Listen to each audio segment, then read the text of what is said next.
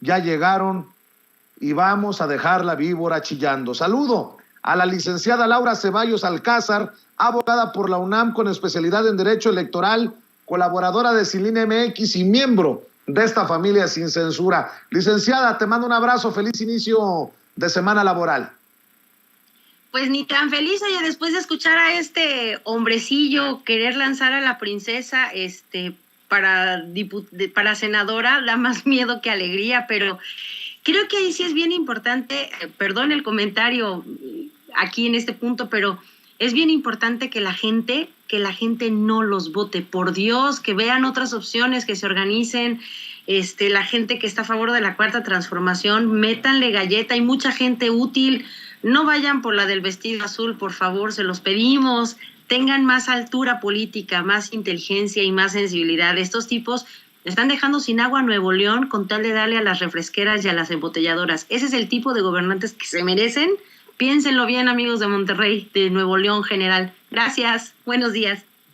Buenos días, querida Laura, y saludo a mi querida Alina Duarte, a nuestra reina de Xochimilco, a nuestra corresponsal. Mi querida Alina, voy a iniciar con tenías razón.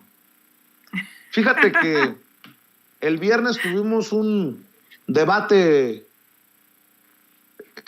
complejo.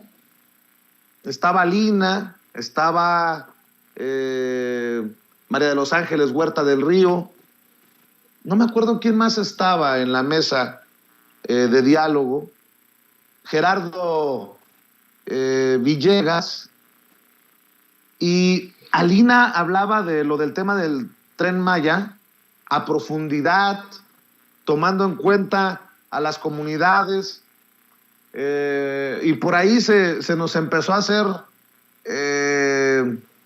bolas el engrudo. Y este fin de semana, que me tocó venir a Oaxaca, querida Lina, saludé a mi gran amiga Araceli, orgullosamente oaxaqueña, orgullosamente defensora y promotora de las tradiciones, y le pregunté cómo les va a ir con la nueva carretera de la que ha hablado el presidente Andrés Manuel López Obrador, por cierto, que hará más rápido el traslado de Oaxaca a la costa para llegar a Puerto Escondido o a Huatulco. Y lo que me contestó me transportó mucho a esa conversación que estábamos teniendo. Y debo de decir, creo que es de hombres decirlo, creo que me equivoqué. Creo que tenías la razón, Alina.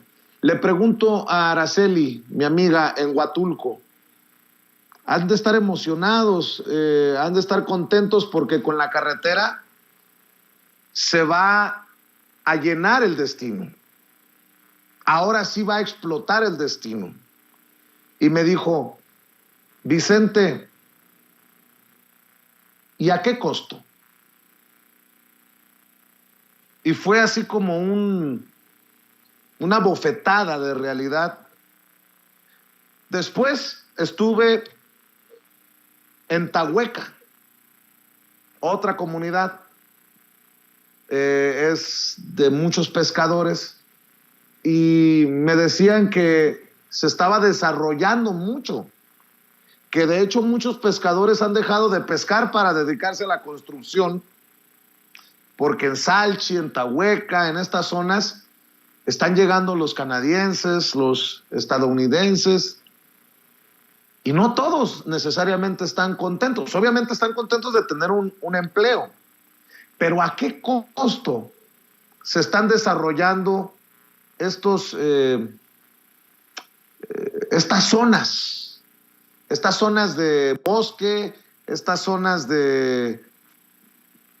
pues muy de ellos? Y perdón por tomarme todo este tiempo para la presentación y el contexto, mi querida Lina, pero quería dejártelo ahí sobre la mesa para que veas que hago mi tarea, para que veas que en todo estoy, querida Lina, aunque no pareciera. No, yo te agradezco mucho, Vicente. Yo creo que es bastante complejo, ¿no? Y yo le apuesto a complejizar los debates, a profundizarlos, porque yo lo decía el viernes, ojalá todo se solucionara con un voto y yo creo que sería lo más feliz, ¿no? Del mundo, solo tener que ir a votar 4 años, pero creo que tenemos que involucrarnos más, ¿no? Y no solamente decir sí o no, o entender que esto pasa por la vida de millones de personas. Y yo ni siquiera me atrevería a decir nuevamente, ¿no? Si tenía o no la razón. Yo le decía y comprometía a Vicente también al aire a que nos diéramos la oportunidad también de ir a esas comunidades en donde pues por acción, omisión, por lo que sea, van a verse pues inmiscuidas, ¿no? En lo que va a implicar el Tren Maya. Y yo creo que ahí está, ¿no? El hablar con la gente. Yo decía, a lo mejor ni Alina ni la ONU tienen por qué opinar con tanta aseveración, ¿no? Lo que va a pasar. Vayamos a las comunidades, veamos las complejidades de esto. No solamente es algo que ocurre en México, ocurre en todo el mundo. El tema de los proyectos y sus consecuencias. Yo creo que estamos en un muy buen momento como para generar protocolos también para proteger las lenguas originarias, para proteger a las comunidades y su entorno, ¿no? El no fomentar los desarrollos, pero bueno, todo está al aire. Yo te agradezco mucho esta introducción, me alegra mucho que vayamos, ¿no? Transformándonos también como personas y vayamos agregando más cosas al saquito de los debates, y agradecer también a todo el público, ¿no? Que más allá de si estaba o no de acuerdo, lo hizo muy respetuosamente en sus comentarios, ¿no? Comentó y nos escribió en redes, y yo te agradezco mucho nuevamente el permitirme en este espacio, ¿no? Y lo vuelvo a decir, que sea realmente un espacio sin censura, libre de debate, y que aún en la disidencia podamos seguir hablando. Claro que sí, querida Laura, ¿por dónde entramos? ¿Con qué tema entramos? Pues no sé si se te antoja que de una vez entremos en materia de lo que tiene que ver con esas situaciones del INE, cómo es que son completamente antidemocráticos, cómo es que rechazan, cómo es que se imaginan. ¿Sabes qué, Vicente? Es bien impresionante ver cómo es que Lorenzo dice que todo va muy bien, que es una maravilla, o sea, esto corre como en mantequilla, porque él lo publica en Twitter, sus infografías las presenta en Facebook y lo publican todo en su central electoral, que creen que es todo el universo de los mexicanos. Y se olvidan que su central electoral lo ve pues nada más la gente que se dedica al tema electoral, y que aunque la gente tenga internet, ni conocen, ni tampoco se la pasan investigando todo lo que publican todo el día. Entonces, creo que sí es bien importante, Vicente, porque todo esto ha dado como resultado que la gente hubiera tenido que ir a tratar de hacer una renovación de su credencial para votar sin saber que en el INE habían extendido la vigencia para que la gente no tuviera que hacer este movimiento pues en medio de la pandemia, que no habían citas, que hicieron todo este retraso que tampoco hicieron la publicidad necesaria para decirle a la gente cómo iba a ser la renovación, que es una obligación constitucional que tiene el INE, de decir, a partir del mes de octubre del año previo al en que se va a celebrar una elección, es la obligación del INE hacer una campaña súper intensa de renovación de todas las credenciales que perdieran vigencia en el año de la elección. Y sin embargo, el INE, el 17 de diciembre, hizo una de estas cónclaves que ellos hacen, sí, muy publicitado para las personas que les interesa, y extendieron la vigencia de las credenciales para votar, las que vencían en 2022, hasta después del proceso electoral de los 6 estados donde van a renovar gobernadores, o sea, después de junio, y la gente no se enteró. Y todavía dicen, pues la gente solita fue y pues entregó su INE y sabiendo. No, la gente no sabía, Vicente, porque a la gente no le pusieron una lona afuera de cada instituto diciendo, si tu credencial pierde vigencia en 2022, entérate de que por un acuerdo del Instituto Nacional Electoral, esta se extiende hasta después del 5 de junio de 2022. No tienes que hacer el trámite si se perdió tu vigencia, porque por la pandemia hemos decidido alargar esta vigencia. Entonces, eso es lo que está pasando, Vicente. El INE cree, o sea, viven en una ensoñación, en un sopor, en donde imaginan que lo que hacen es suficiente, y es más, sobrado en relación con lo que la gente necesita. Y lo decía Alina el otro día, son profundamente clasistas, elitistas, e imaginan que su público en Twitter, en la República de Twitter y en la República de Facebook, y las 10 personas que ven su central electoral y que entran al canal de YouTube de donde están sus debates, es todo el universo de los mexicanos, y se olvidan que la inmensa mayoría de los mexicanos no tienen internet, y los que tienen tampoco se enteran de todo esto, porque tienen que ir a trabajar para vivir, para comer, para hacer la vida. Y lo que ellos decidan en sus juntas, pues la verdad a la gente no le llega si no se lo bajan en una lona, en algo público. Entonces, creo que eso es lo que está muy grave, porque vivimos a contracorriente de la democracia, gracias al INE, gracias a que no tienen la menor intención de darle al pueblo la dignidad de respetar su voz, su elección.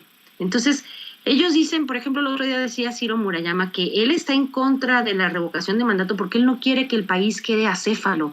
O sea, no se han enterado, no entienden ellos mismos que este proceso es un salvoconducto que tendremos a futuro, que que se va a celebrar ahorita es nada más un juego de fogueo para ver qué es cómo se organiza, qué es lo que se siente, cómo se participa, pero que será esa amenaza permanente con la que la ciudadanía le dará la bienvenida a los siguientes presidentes de no te pases de rosca, porque tenemos un mecanismo que vamos a aplicar en tu contra con el consabido juicio político, juicio penal, administrativo, lo que corresponda, si tú te pasas de lanza.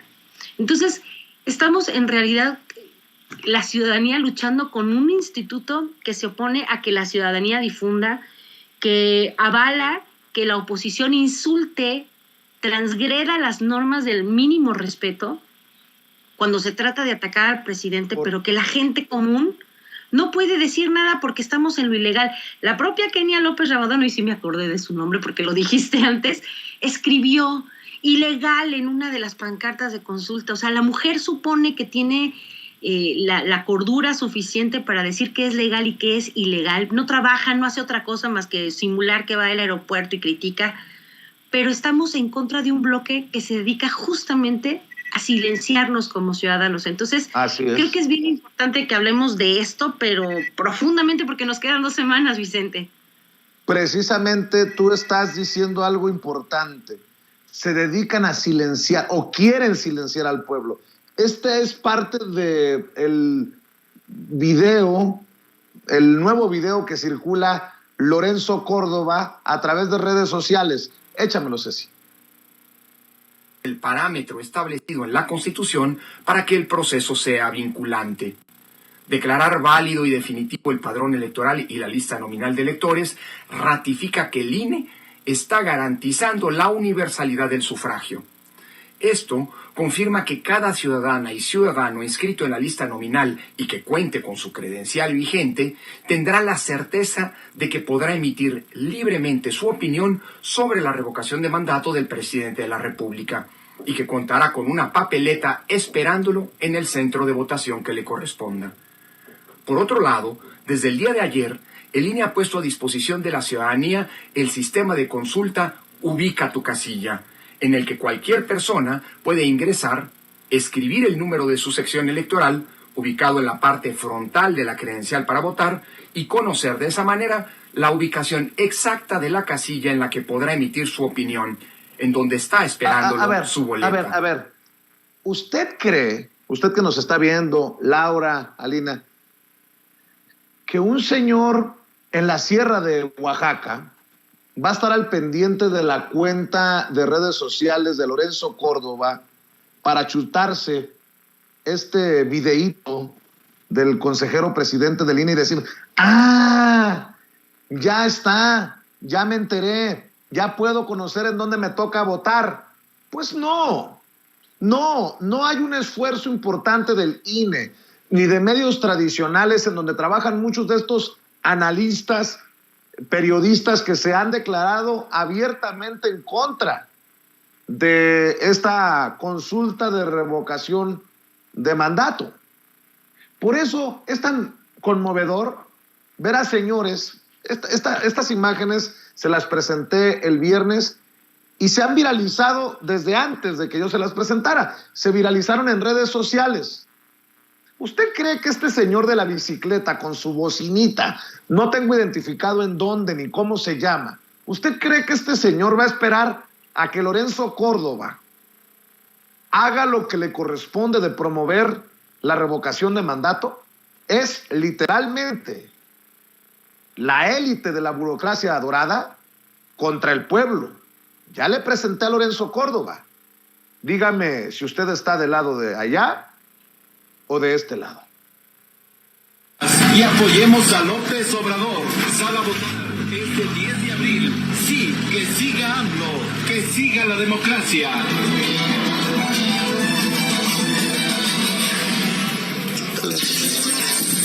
La gente vibra de emoción porque sabe las razones por las que debe seguir nuestro presidente. Somos millones, las mexicanas y los mexicanos que queremos que siga AMLO. Si no ratificamos a Andrés Manuel López Obrador como nuestro presidente, tarde o temprano van a quitar los apoyos de los adultos mayores, a los jóvenes estudiantes pobres. ¡Échale vasito, tocayo! Personas para que gane el López Obrador de vuelta. Van a disminuir hasta desaparecerlas. Vamos todas y todos unidos y organizados a las urnas y apoyemos a López Obrador. Sala a votar este 10 de abril. Sí, que siga AMLO, que siga la democracia. ¿Soy yo, Alina, o el pueblo se ha organizado no gracias al INE, sino a pesar del INE, como ya lo hemos dicho también que ocurrió en el 2018? Totalmente. El INE hoy nuevamente representando toda esa burocracia, todo ese elefante reumático, todo lo que no aspiramos de la vida democrática de un país, ha salido y ha tenido que moverse porque la gente lo ha estado empujando y medio reacciona, y entonces para legitimar el presupuesto asignado, entonces a veces hace, ¿no?, lo que tendría que ser, que es su trabajo.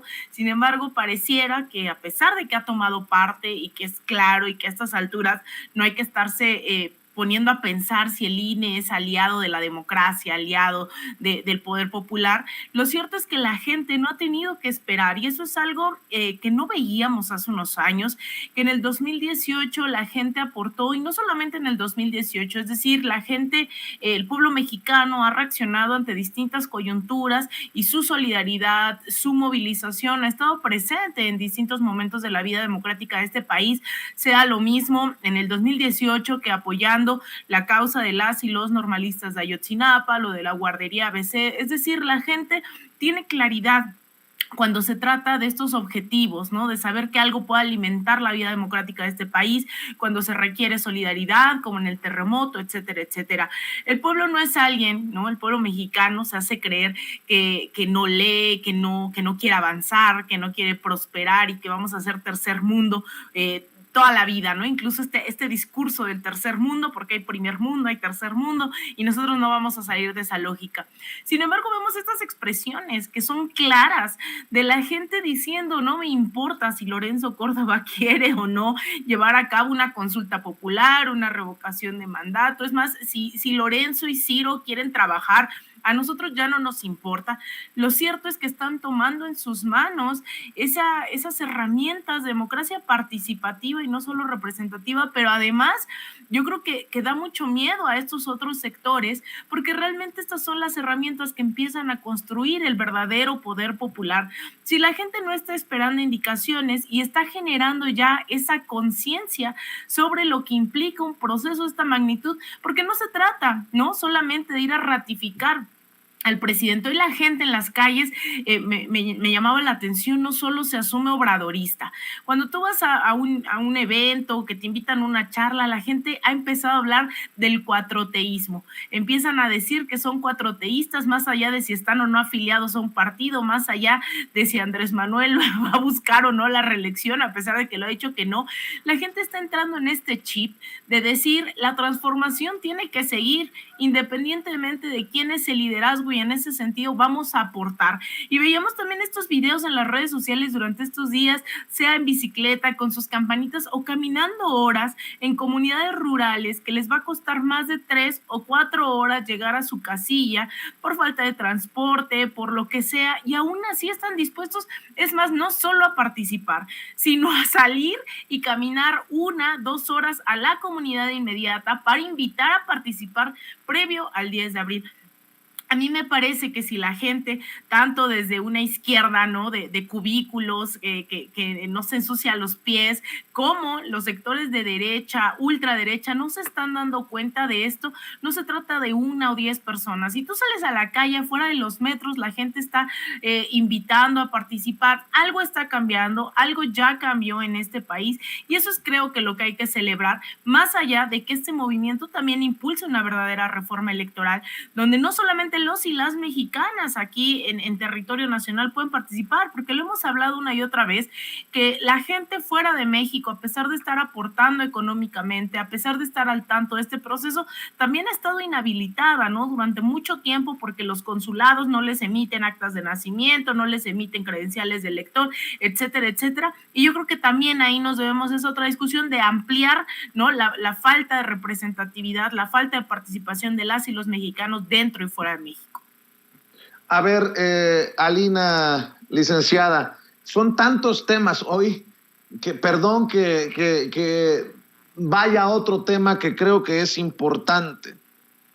Pedro Canché, desde La Riviera, desde Quintana Roo, y ya en redes sociales se está viralizando, señalan que Greenpeace, la organización Greenpeace, ha anunciado que 8 de sus activistas inmovilizan esta mañana con el cuerpo la maquinaria que estaría deforestando la selva maya para la construcción del tramo 5 del tren, precisamente del Tren Maya, la construcción del tramo 5. Demandamos la suspensión inmediata de este tramo por la selva, el agua y los cenotes.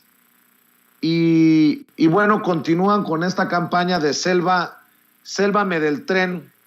Lo anuncian en redes sociales. Estoy viendo imágenes que también me está enviando en estos momentos nuestro jefe de información, Mario Toledo.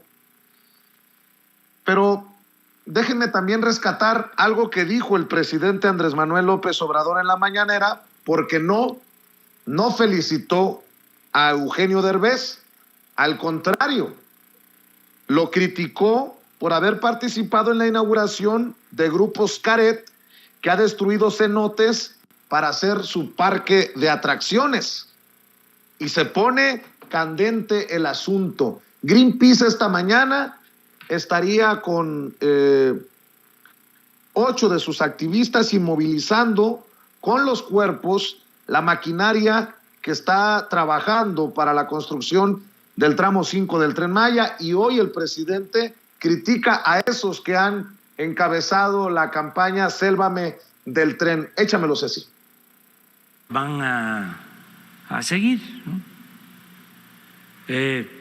Por ejemplo, este señor Derbez participó en la inauguración de Xcaret, de un hotel aquí. Pero estos de Xcaret consiguieron permiso para tener aquí en cenotes un proyecto. Comunican cenotes, ríos submarinos. Y nadie dijo nada. Y está el otro caso de cómo les permiten aquí, miren en dónde, aquí junto a Xcaret, a una empresa estadounidense, Calica, que tienen como 3,000 hectáreas, les dan el permiso para sacar material sacar grava aquí junto al Paraíso Este. Y este material se lo llevan a Estados Unidos para sus carreteras. Un banco de material aquí.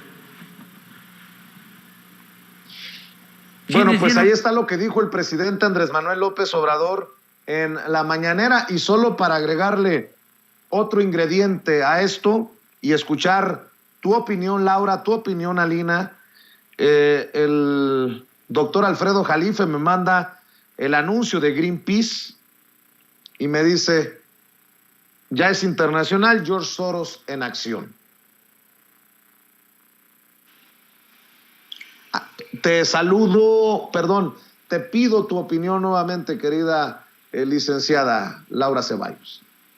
Pues mire, el doctor Jalife, creo que muy pocas veces ha cometido algún yerro y en este caso no se equivoca. George Soros es el manipulador de estas ambientalistas como Greenpeace. Casualmente Greenpeace que se mantuvo apoyando el uso de estos venenos para la tierra como lo que utiliza Monsanto, por ejemplo. Casualmente Greenpeace está muy preocupada. A ver, hay que entender, es bien chistoso.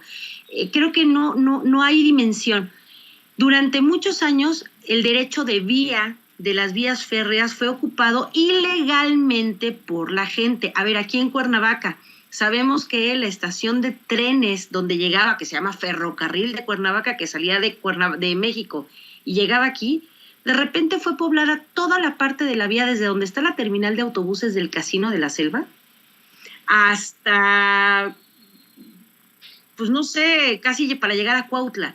Ahí se pusieron toda clase de unidades habitacionales, de casitas de cartón, de casas más lujosas, y el día que algún decreto presidencial ordene que se van a quitar, van a poner el grito en el cielo porque les están quitando sus casas. No, señores y señoras, se asentaron ilegalmente sobre una vía que pertenece a la Federación, 40 metros a cada lado de donde corre una carretera, autopista, río, trenes, lo que ustedes ordenen, son 40 metros a cada lado. Ahora, la devastación supuesta que además toman en fotos al contrario de gran angular, sino así como muy centralizadas, sí pueden ser 50 kilómetros de largo, pero solo son 40 metros de ancho. Y perdón, eso no corresponde a una devastación. Ahora, con todo respeto a mí que me digan, ¿quién de repente puso el ojo y quiero comprar una casa y volteó a ver y como los hongos salieron de la tierra y no se depredó, no quitaron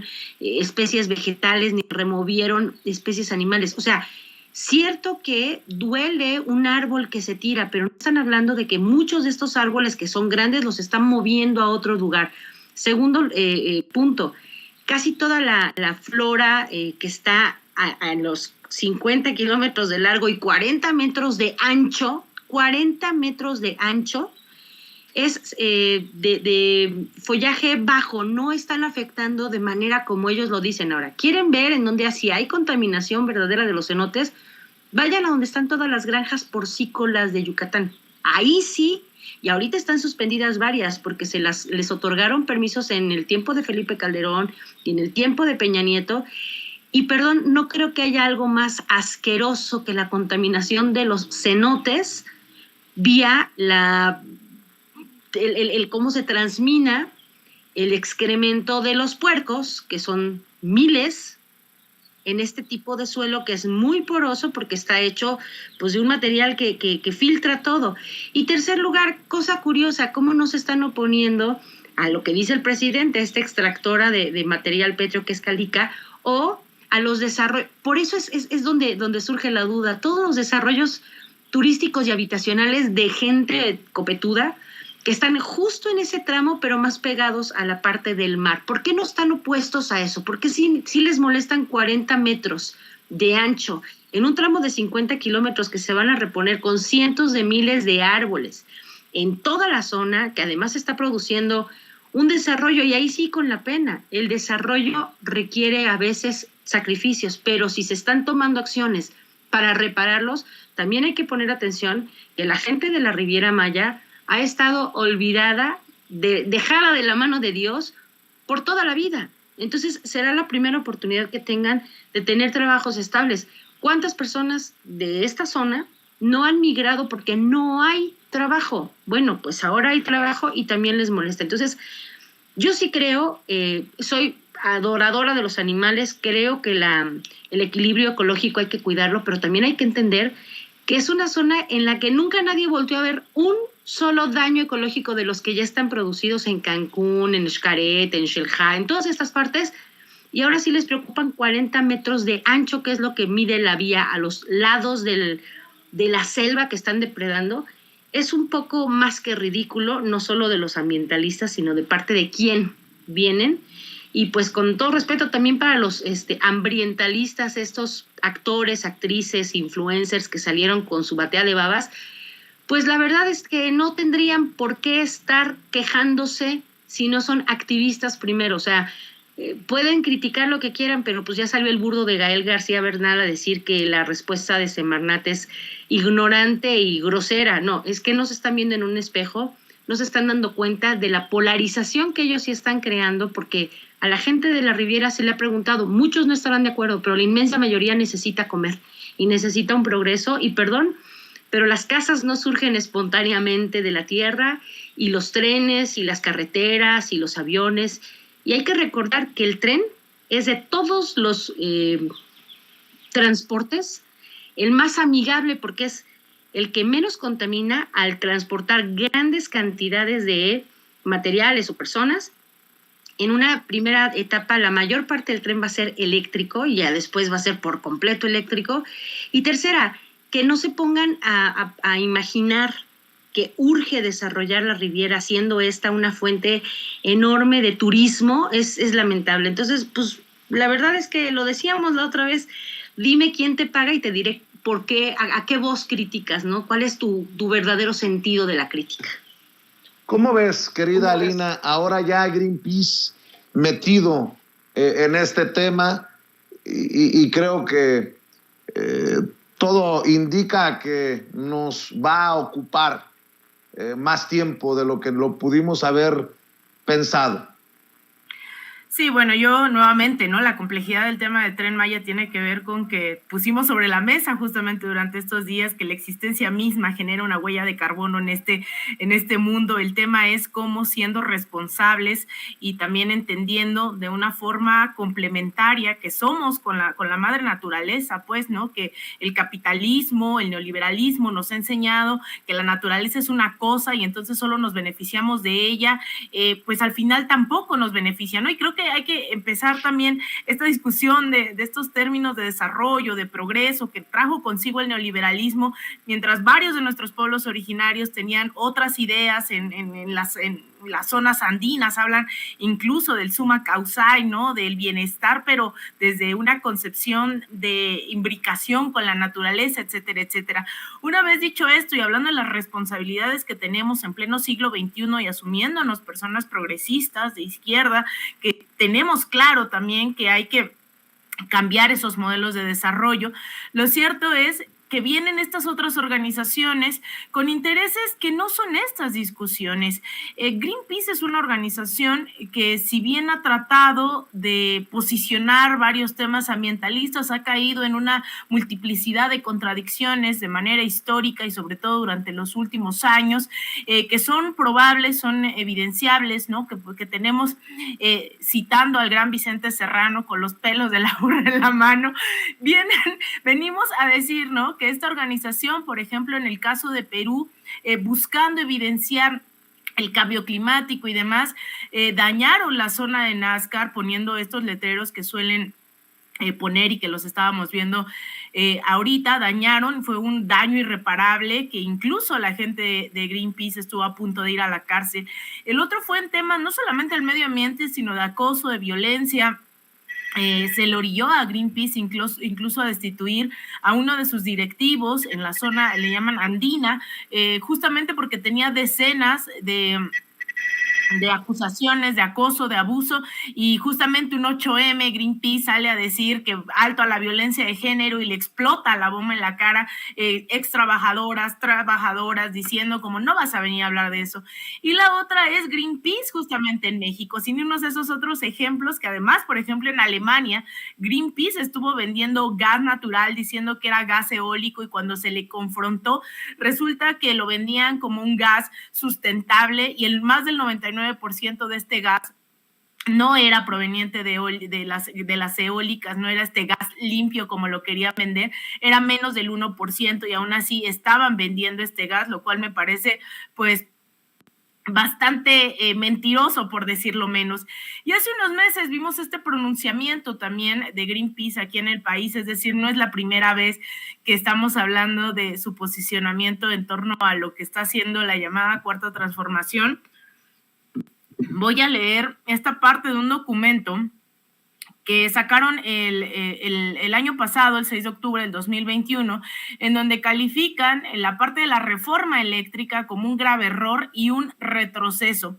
Esto pues están defendiendo los intereses de la como organización medioambientalista, suena un poco contradictorio, que estén apostándole al sector privado, y que pues en realidad su crítica tenga que ver con la parte de que el Estado, ¿no?, es quien va a regular este tema de las energías en este país. Entonces, en esta parte, ¿no?, pues obviamente lo que estamos viendo es un Greenpeace que no necesariamente le está apostando a las energías renovables, que no le está apostando a un discurso medioambientalista, sino pareciera una campaña con claridad política, atacando más que a un proyecto, a un gobierno, ¿no? Y eso a mí, pues la verdad es que, pues, más allá, ¿no?, cuando nos toca posicionarnos y decir esto está pagado o no, lo cierto es que Greenpeace deja mucho que desear con acciones que no necesariamente están pensando, ¿no?, en cómo, la pregunta que tú has hecho muchas veces, ¿no?, si no es el Tren Maya, ¿qué? Si no es la reforma eléctrica, ¿qué? Y pues resulta que Greenpeace está en esa misma lógica, con todas las contradicciones que implican estos debates. Lo que les decía de esto que dieron a conocer en octubre del 2021, decía que la modificación, es decir, esta reforma eléctrica, puede tener implicaciones en la generación distribuida, ya que al otorgar al Estado la exclusividad para generación, se cancelaría la posibilidad de que los privados, incluidas las personas en sus casas, puedan generar electricidad, regresando al esquema de monopolio estatal absoluto. Esto sin duda sería un grave error y un retroceso en el camino hacia democratizar la energía.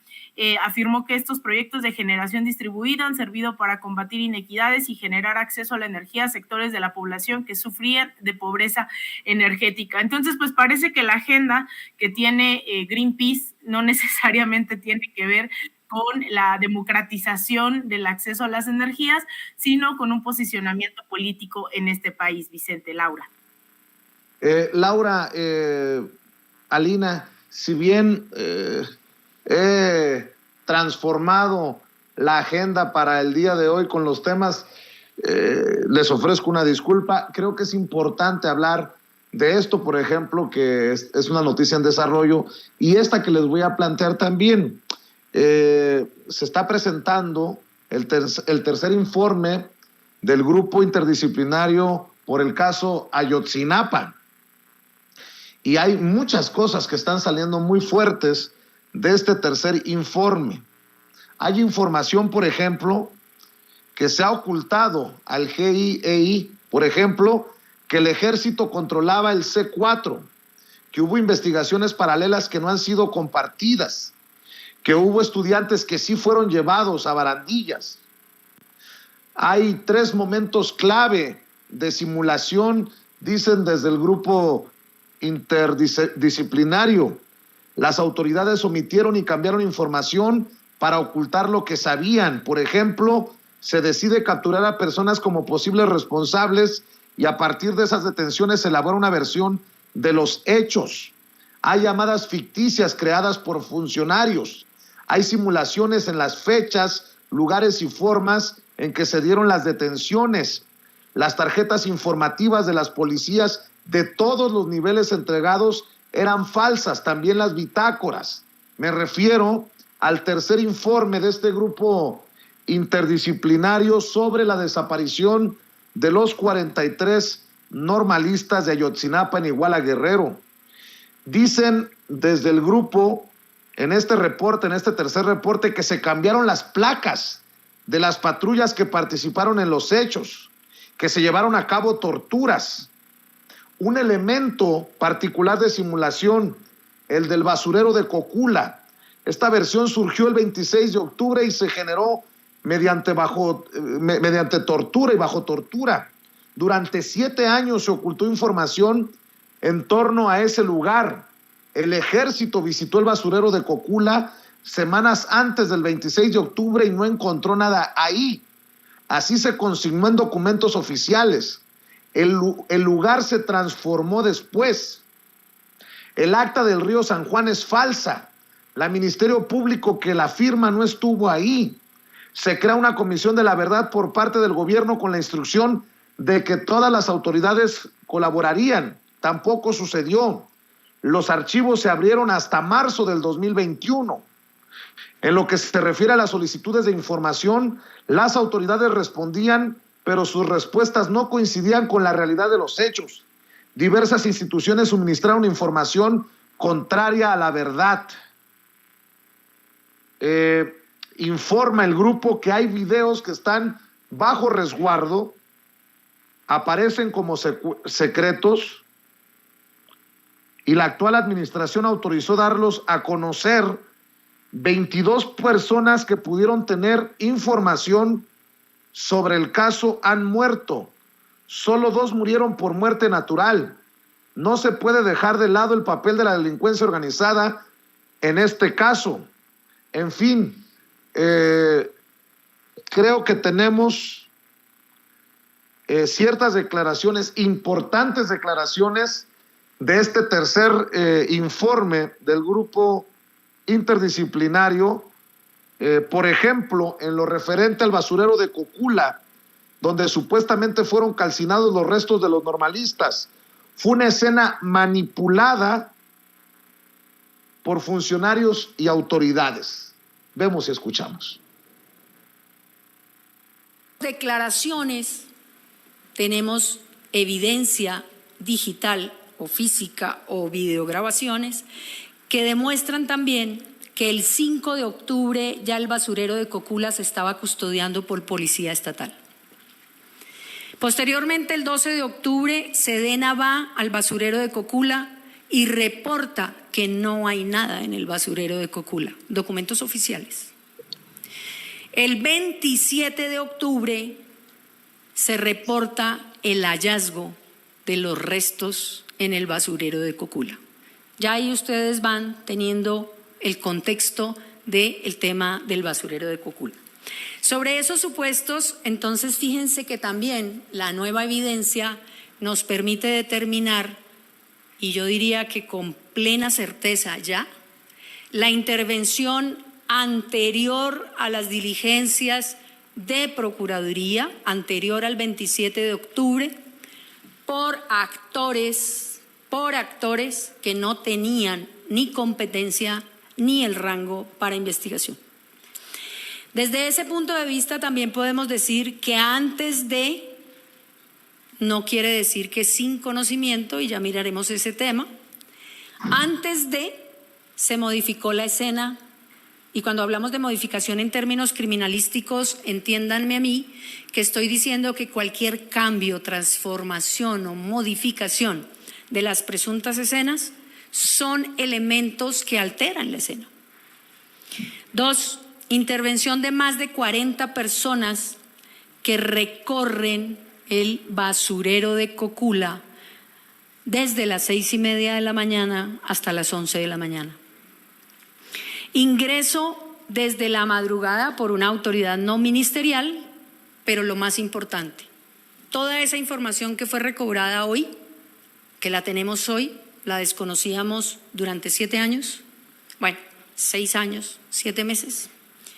Y 2, nunca fue entregada ni a la investigación ni a los elementos de peritos del EAF cuando entran a hacer la verificación del basurero de Cocula.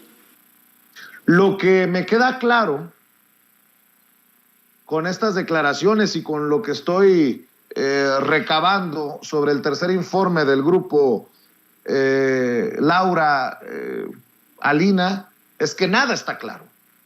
¿Cómo es que se ocultó información por parte de las autoridades por tanto tiempo? Casi 7 años.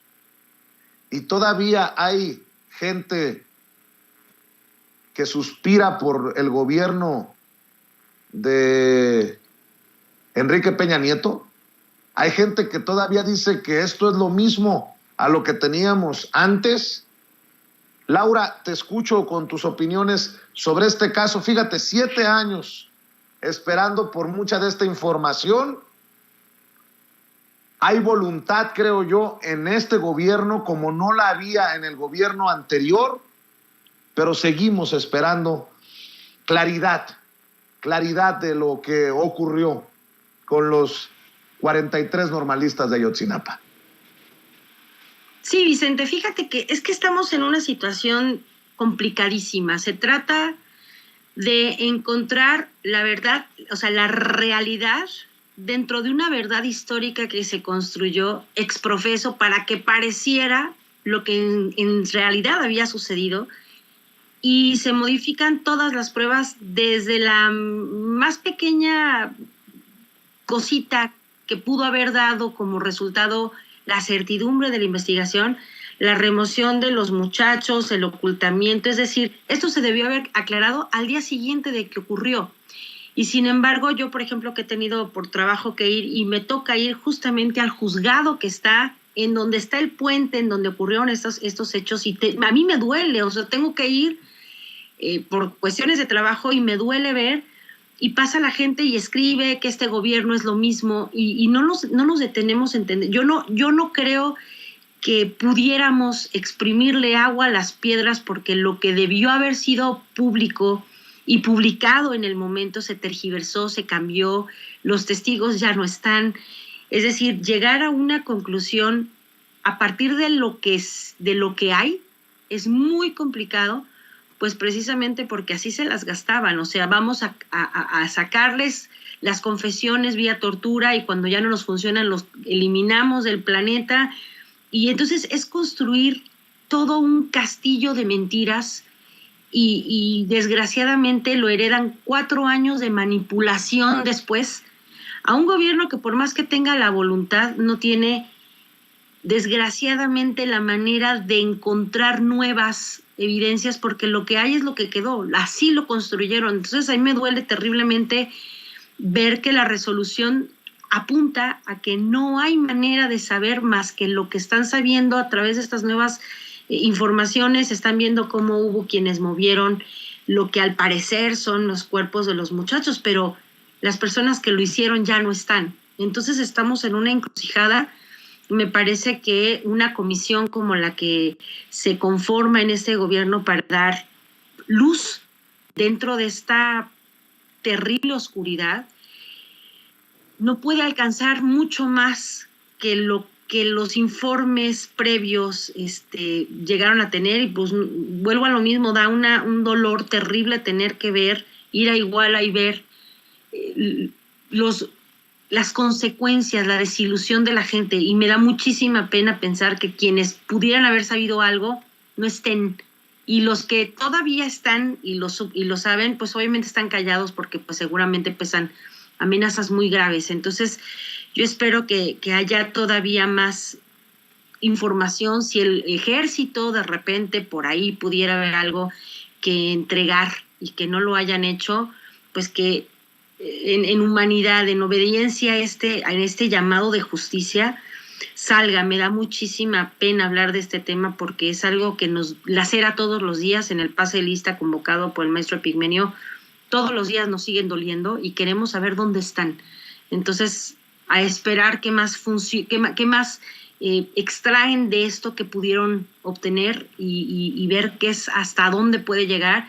Y no olvidemos que pues en esos tiempos de los regímenes autoritarios les daba lo mismo deshacerse de la gente, lanzándolas al mar o ocultándolos debajo de las carreteras en construcción. Así se las gastaban y no podemos hacer como que no pasó, porque aún tenemos desaparecidos desde 1968 y que no se nos olvide. Así se las gastaban. Entonces, por eso hay que recordar, como dices bien, este es el maravilloso gobierno de sus recuerdos. Eso es lo que desean. Eso es lo que buscan, que haya gobiernos que repriman, que desaparezcan y que nunca se sepa dónde están las personas que no están hoy en sus casas con sus mamás, con sus hijos. Entonces, yo espero que esta información progrese, que nos dé mayor luz y pues esperar que así suceda. Así es, y nada más para agregarle más detalles y escuchar tu opinión para cerrar esta mesa de diálogo, querida Alina Duarte. Se han presentado en este tercer informe cómo el área fue manipulada. Están presentando videos los expertos que están bajo resguardo de la Marina y que no se sabía de su existencia. De hecho, se muestra cómo un helicóptero aterrizaba en la zona del basurero donde presuntamente encontraron los cadáveres de los normalistas de Ayotzinapa. Imagínense un helicóptero regando todo a su paso. El video muestra, uno de los videos mostrados por los expertos, cómo elementos de la Marina y el procurador de justicia de ese momento, Murillo Karam, estuvieron en el basurero de Cocula antes de la llegada de la PGR, de la Sedena y del equipo argentino de antropología forense. Pues creo que se abren también muchas heridas y muchas causas que deberían, creo yo, de abrirse por el manejo criminal, empezando por el Procurador General de la República, Murillo Karam, para abajo. ¿Por qué Murillo Karam tranquilamente anda por la vida como si nada, cuando es uno de los protagonistas de esta grosera verdad histórica? Mi querida Alina Duarte, cierro con tu opinión. Yo creo que después de Ayotzinapa, la sociedad mexicana tuvo un antes y un después, ¿no? O sea, Ayotzinapa nos reflejó como ese nivel de podredumbre al que podía llegar el sistema político mexicano en todos sus niveles, la corrupción, esta simulación en la que nos metieron durante muchísimas décadas, el rompimiento de un tejido social. Yo creo que trastocó fibras sensibles, ¿no? El ver a estudiantes que no tenían otra intención más que seguir estudiando para aportar más a sus hogares de los más pobres de este país, y que aún así les masacraron, ¿no? Y les desaparecieron y no se sabía absolutamente nada. Ayotzinapa fue esa fibra que también yo creo que nos reconoció a muchos mexicanos y mexicanas como en esa necesidad de cambiarlo absolutamente todo, ¿no? O sea, no eran, así como en su momento decíamos, es que ¿qué habían hecho los bebés que fallecieron en la guardería ABC, ¿no? Sin pecado, sin absolutamente nada, fueron la corrupción, la impunidad, fue capaz de hacer todo eso. Ayotzinapa reflejaba que no importaba si era la policía municipal, estatal, si era el ejército, si eran todas las instancias posibles, había una escalada, ¿no? de implicaciones, de corrupción, de impunidad, que superaban todo, absolutamente todo. Y yo creo que ahí fue, ¿no? Cuando yo recuerdo una de las movilizaciones, eran masivas, eran además como en esta digna rabia del pueblo mexicano, que buscaban a sus desaparecidos y desaparecidas reflejadas, ¿no? Era como la punta del iceberg de una mal llamada guerra contra el narcotráfico que dejó a millones de desaparecidos y desaparecidas, pero también de asesinados y asesinadas durante todos estos años. Y hoy lo que vemos es eso que estuvimos diciendo en las calles, ¿no? Que estuvimos exigiendo a las autoridades, que hubo el periodismo independiente, que estuvo ahí Paula Mónaco, estuvo ahí muchísima gente diciendo, oigan, esto no coincide, ¿no? Los testimonios de los sobrevivientes es fundamental en todo esto, pero también el acompañamiento a los padres de familia. Yo creo que habrá que preguntarle hoy a los padres, a las madres de los normalistas, que sienten, ¿no? Porque creo que también esa voz al final es la que nos ha faltado también muchas veces, dentro de los medios, y sobre todo hay mucha tristeza. Hay que recordarle al auditorio que incluso durante estos años hay padres y madres que han fallecido y murieron buscando a sus hijos, a sus normalistas, no los encontraron y murieron en el camino, ¿no? Hasta el último minuto no dejaron de buscar. Son familiares que pues se desquebrajaron, familiares que tienen de parte de ciertas organizaciones de derechos humanos acompañamiento psicológico. También creo que esa parte humana del caso Ayotzinapa a veces se ha olvidado. Los padres que pues tuvieron que dejar sus campos, sus milpas, para salir a buscar a sus hijos, sus hijas, que tuvieron mucho acompañamiento durante los primeros años, económico, psicológicamente, y que ahora también hemos visto el desgaste en su salud, ¿no? Con diabetes, con estrés postraumático, y ojalá también esto, ¿no?, logre nuevamente visibilizar a los familiares, que llame a la solidaridad, que estemos atentos y atentas a estas investigaciones que están saliendo, que no confirman, sino lo que hemos venido diciendo, ¿no? La impunidad que durante muchos años estuvo latente en todas las esferas, en todos los niveles de gobierno, y ojalá en esta nueva relación que se tiene hoy también con el ejército, pueda permitir esos avances en las investigaciones, porque creo que ha sido pieza clave de todo esto. ¿Qué hicieron los miembros del ejército, las Fuerzas Armadas? ¿Qué hicieron las policías estatales, municipales? Y que a pesar del avance todavía no podríamos decir que hay justicia. Creo que todavía queda un camino largo, que ojalá pues sea más pronto que tarde que lleguemos a la verdad, ¿no? Esa verdad llena de justicia y reparación de los daños para los familiares. Así es, querida Alina Duarte, cerremos invitando a la gente a tus redes sociales y a tus trincheras, por favor. Muchas gracias, Vicente. Pues yo las y los invito a que me sigan en Twitter en @AlinaDuarte_, en Instagram _Alina Duarte, en Facebook.com /Alina Duarte Periodista, y también ahí en mi canal de YouTube me encuentran como Alina Duarte. Y pues te mando un abrazo a ti, Vicente, a todo el equipo, al auditorio Sin Censura, y claro está a mi comadre Laura Ceballos. Les mando un abrazote. Gracias, querida Alina. Laura Ceballos, cerremos invitando a la gente para que esté al pendiente de tus trincheras, que esté al pendiente de apoyar a Sin Línea MX y obviamente a los programas que conduces. Así es, Vicente, muchas gracias. Un abrazo a mi querida comadrita Alina Duarte. Estoy en Twitter como @CeballosLaura y en Facebook como Laura Ceballos. Y bueno, pues estamos haciendo trabajos en Sin Línea MX, como lo dices, y también en Radio Numancia, que es nuestra estación hermana que transmite desde Querétaro. Y los invitamos a que hoy no se pierdan Sin Conservadores a las 8 de la noche. Ahí me van a invitar hoy a que platique sobre hacia dónde va la cuarta transformación.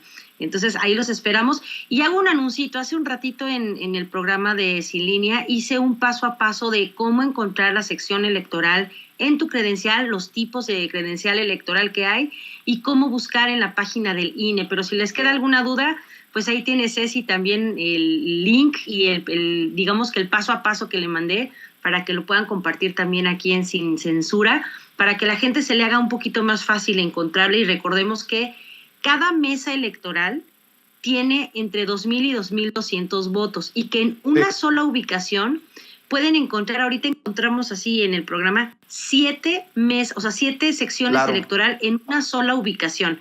Entonces, cada mesa en sí tiene 2,200 votos como máximo, para que no les digan que no hay votos. Sí hay entre 2,000 y 2,200 y puede haber hasta 7 secciones electorales en una sola mesa, en una sola ubicación, para que no se vayan a confundir. Pero ahí les dejé el videíto para que si lo pueden ver y aclaremos todas las dudas. Muchísimas gracias, Vicente, y Ceci, y a todos. Claro, y también agradezco a nuestras moderadoras en el chat en vivo y en directo de Sin Censura por estar compartiendo los links para hacerle un poco más sencillo este proceso a la gente que quiera participar en la consulta de revocación de mandato.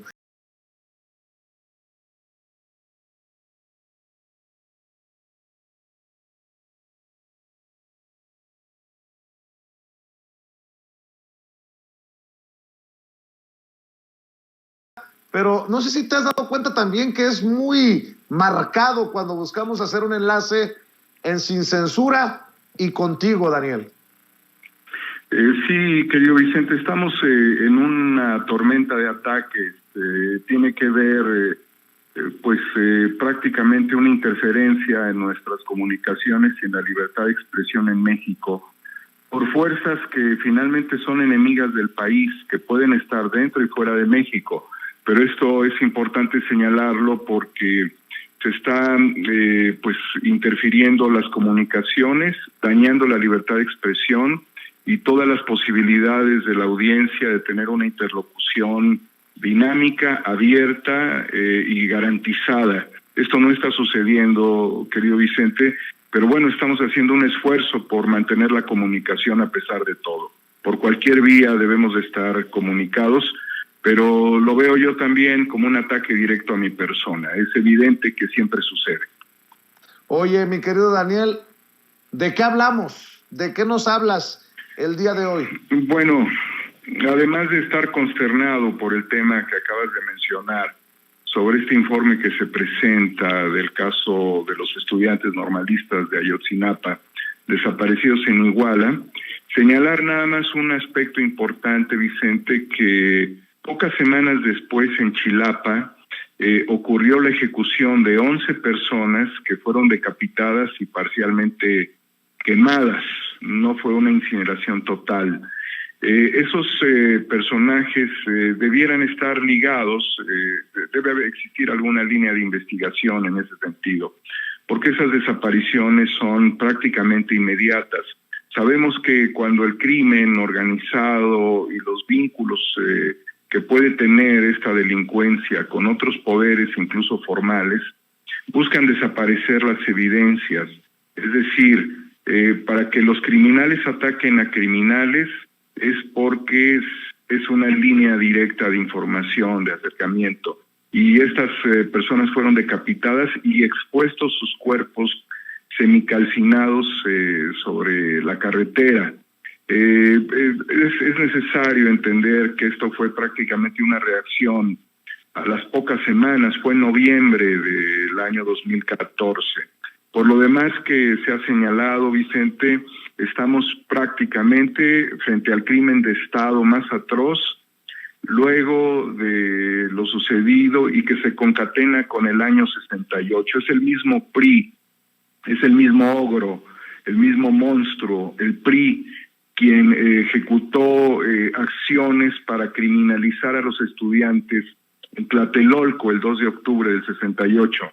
Y que después, el 26, la noche del 26, para amanecer el 27 de septiembre del 2014, a los estudiantes que estarían viajando a conmemorar la masacre estudiantil en un acto reflexivo histórico, patriótico, de el estado criminal de Luis Echeverría, de obviamente todo el sistema político, desde luego Díaz Ordaz, y muchos otros personajes interferidos por la CIA en ese tiempo, naturalmente puso en relieve que es una operación criminal de Estado, por lo cual Enrique Peña Nieto, por lo cual Murillo Karam, por lo cual el secretario de Gobernación también Osorio Chong, por lo cual todos los sistemas, incluyendo la Secretaría de Marina, la Secretaría de la Defensa,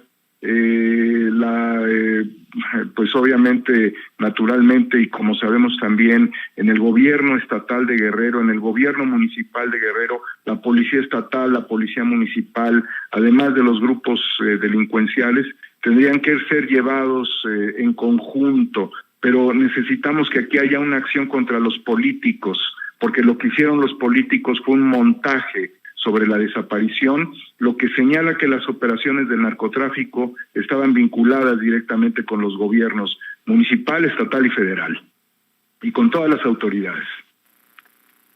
Así es. Oye, Dani, y me están comentando que tuviste un programa intenso este fin de semana. Cuéntame de qué se trató. Con mucho gusto, Vicente. Fue un programa de 5 horas de análisis de la situación política en torno a la presidencia de la República, que involucra naturalmente al exconsejero jurídico, a la exsecretaria de Gobernación y al que se mantiene en su cargo el fiscal general de la República.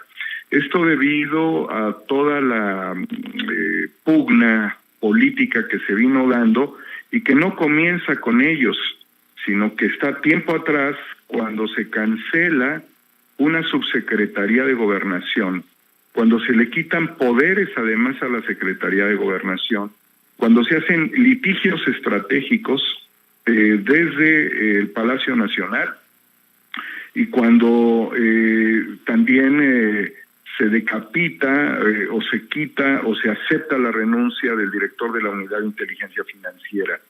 Hasta posteriormente, Vicente, llegar a un hecho muy lamentable, que fue utilizar los medios de comunicación para dar a conocer presuntas riquezas en una circunstancia infame que daña a la Cuarta Transformación y que pone en relieve a estos 3 sujetos como un trinomio imperfecto en la Cuarta Transformación.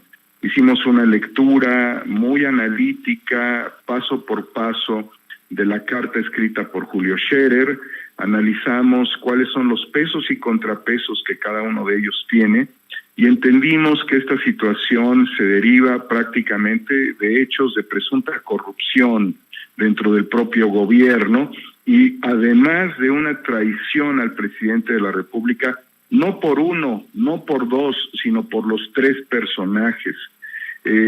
Sabemos claramente que son varios casos los que se han venido analizando dentro de todo este marasmo, dentro del pandemonium que ha representado toda esta tragedia política en el seno de la 4T, querido Vicente, y de lo que puede llegar a suceder también como consecuencia de los amarres políticos en un ajuste de cuentas de este grupo político confrontado.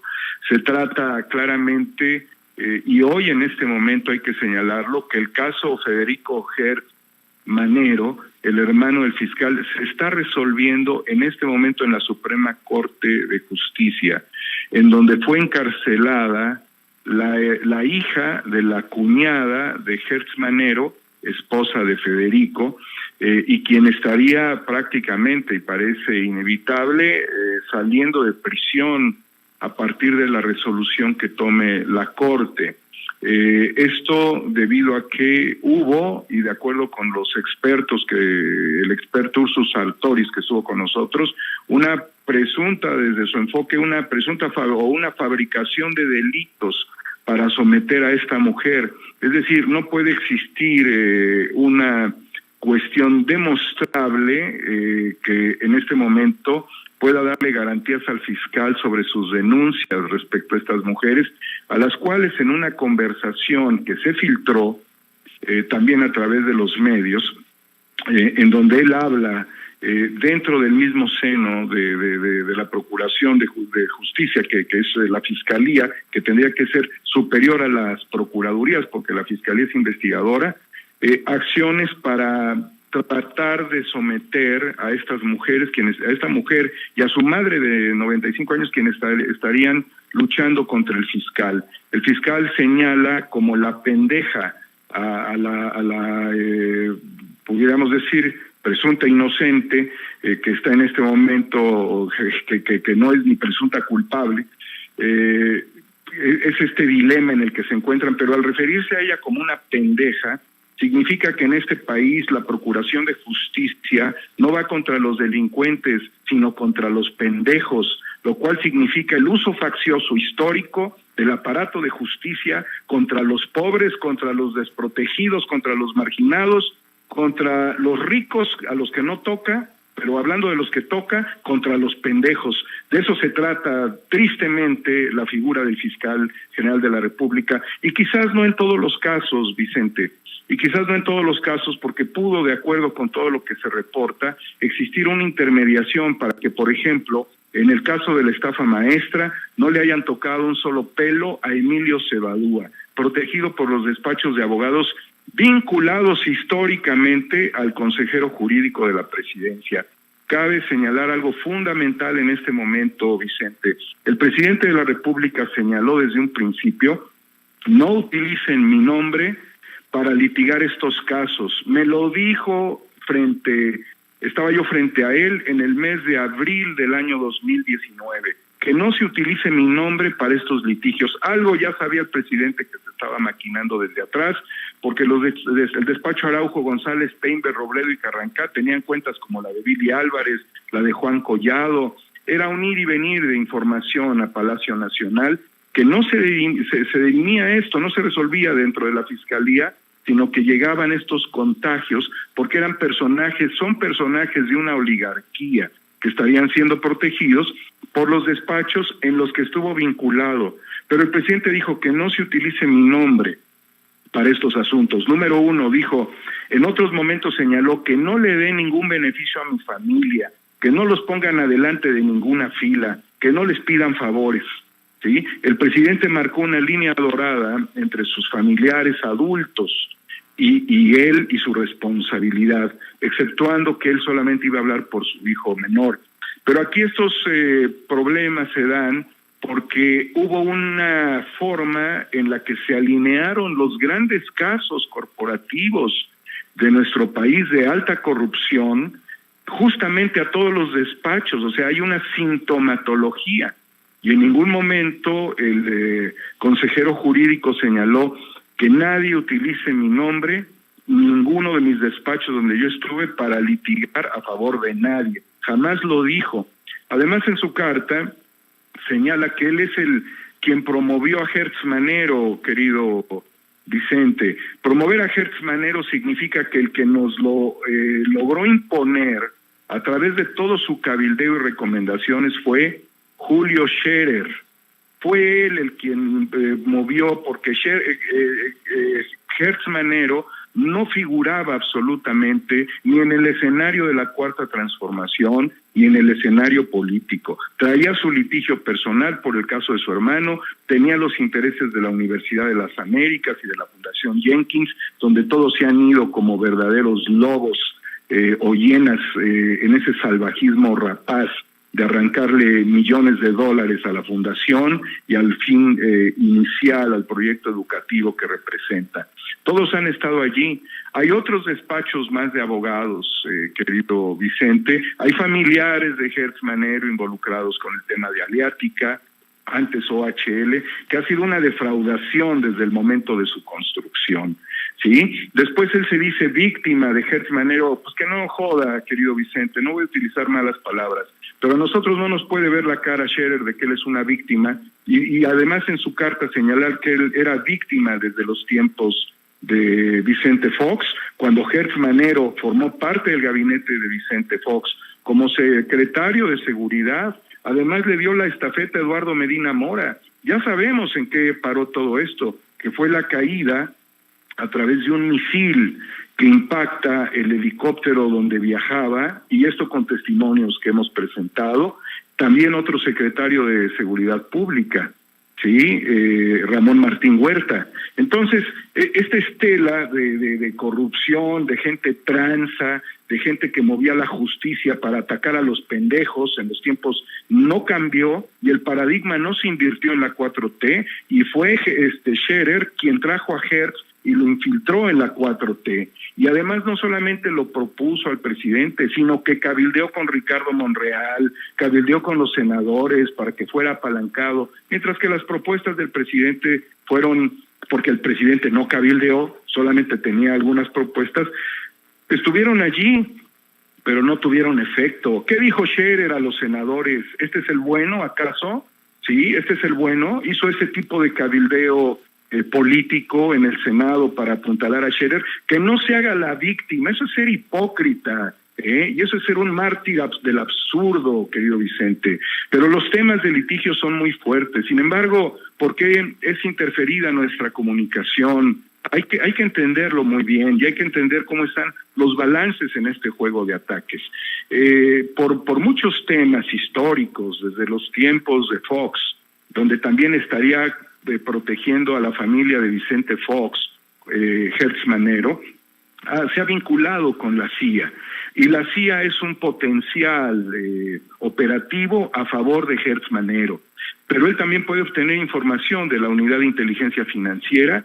Y finalmente, con esta comparecencia, puerta cerrada, Vicente, él es el fiscal de la nación, no es el fiscal de los senadores, Vicente, no es el fiscal de Monreal, ni es el fiscal de Olga Sánchez Cordero, es el fiscal de la nación, y los temas de la nación, y esto que atañe a la 4T, y todos los temas de este nivel, deben ser publicitados en parlamento abierto. No se vale que lo encierren y que hagan acuerdos oscuros, ¿sí?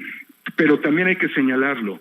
Hertz tiene al Senado de su lado y ante eso no hay forma quizás de destituirlo, y el presidente también ha señalado que no, sí, pero Scherer tiene a Proceso, a Televisa, a TV Azteca, a La Universal, a Milenio, a Excelsior, a Imagen, además de que está buscando toda la forma, todas las vías de exponerse como un mártir, lo cual es abusivo en su condición. Él abusó, sí, de su posición y no puede abusar de nosotros haciéndose el mártir.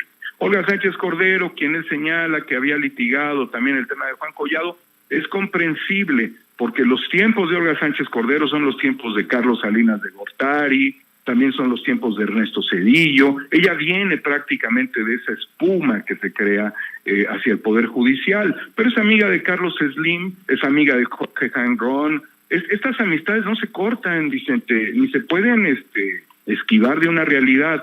No significa que haya hecho mal en comunicarle al presidente un tema de sus cuates, ¿no?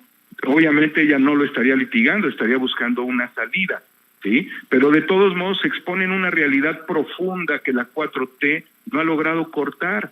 También es amiga de Miguel Alemán Velasco, los temas de Interjet, de Radiópolis, ¿sí? Pero ella es una imposición de Alfonso Romo, al igual que es una imposición de Alfonso Romo en la Secretaría de Economía, Tatiana Cloutier. Pues eso es indiscutible, ¿no?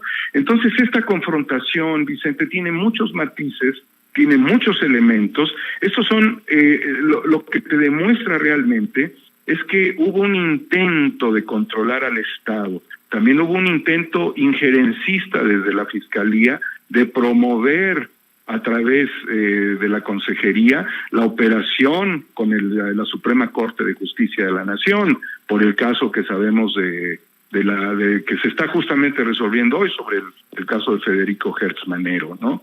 Pero en realidad, Vicente, también de lo que estamos hablando es de que toda esta gente es multimillonaria. Scherer es multimillonario, su padre no lo fue, pero él sí, hay que preguntarse la forma de amasar estas riquezas. Hertz Manero es multimillonario, de acuerdo con la información que se filtró a través del Universal.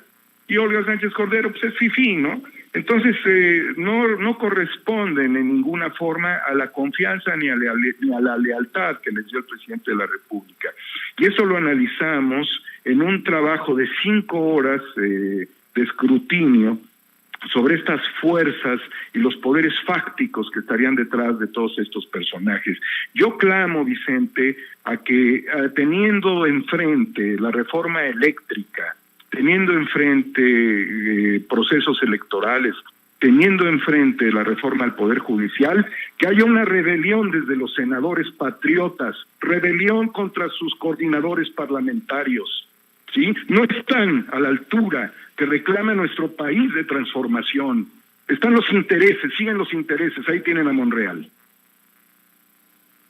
Pues qué fuerte lo que dices, y creo que estoy de acuerdo en que hay que hablar urgentemente con claridad de estos temas, querido Daniel Marmolejo. ¿Con qué reflexión cerrarías, maestro? Bueno, pues querido Vicente, mi mayor reflexión respecto a todos estos temas es que hay un México que no acaba de nacer y un México que no acaba de morir. Necesitamos impulsar, por eso hablo yo de una rebelión contra coordinadores parlamentarios que no estén a la altura de la transformación del país. ¿sí? Yo creo, Vicente, que debemos de conjuntar un esfuerzo mayúsculo para alcanzar la reforma eléctrica, y lo voy a decir además, sin contubernios, sin arreglos por debajo de la mesa en la Cámara de Diputados y Senadores, entregándole el Estado de México al PRI. Fíjate lo que te voy a decir finalmente. ¿Por qué los intereses de Monreal en Veracruz? ¿Por qué los intereses de la reforma eléctrica en el Estado de México? ¿Y por qué la división que se dio con la elección territorialmente de varias delegaciones y de algunos cargos de representación popular, como la llegada de Margarita Zavala y de Cuadri a la Cámara de Diputados? Porque son los 3 estados que tienen mayor votación en el país, querido Vicente. Que Monreal torpedee a Veracruz, que el PRI trate de apalancarse con su chantaje histórico para darle los votos en la reforma a cambio de que les den el Estado de México, de ahí avanzar a Hidalgo en su juego macabro, mañoso, son muy mañosos, y después a que Monreal, Movimiento Ciudadano, el PRI y el PAN sigan dividiendo la Ciudad de México, significa poner de rodillas el 2024 este grupo político. Por eso ese es el momento en el que los senadores de la República deben de actuar con el máximo patriotismo, por encima de Ricardo Monreal. Muchas gracias, Vicente, ya me voy, ya me cabroné. Cuídate mucho, un saludo a toda la audiencia. Querido maestro, no se te olvide de cerrar invitando a la gente a tus trincheras. Muchas gracias, querido Vicente. 4A República, en donde estamos siendo baneados, censurados. También, querido Vicente, Nomo Ex Novo, por favor, para que nos acompañen, ¿sí? Rebelión política por el bien de la nación contra los hipócritas y traidores a la Cuarta Transformación. Muchas gracias, querido Vicente. Y discúlpame también por los problemas de comunicación y toda esta censura que me aplican. No, hombre, el apenado soy yo contigo. Te mando un abrazo, maestro. Estamos al pendiente. Mucha suerte, Vicente, mucha suerte. Hasta luego. Buenas noches. Gracias. El maestro Daniel Marmolejo hablando con nosotros sin censura. Amigos, amigas, regresamos en breve. Pero mientras seguimos hablando sin pelos en la lengua, sin censura, usted puede suscribirse a nuestros 3 principales canales en YouTube. Sin Censura Media, en donde tenemos más de 1.600.000 suscriptores. Sin Censura TV, en donde tenemos más de 1 millón de suscriptores.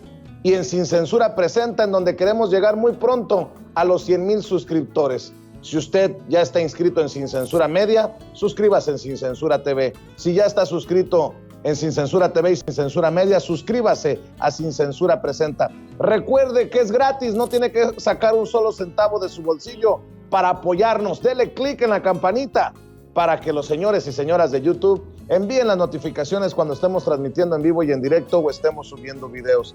También nos puede seguir en Twitter en @Vicente Serrano y hasta en Instagram. Ojo, también estamos en Instagram. Son nuestras redes sociales y con el apoyo de ustedes seguimos creciendo, porque con ustedes todo, sin ustedes nada.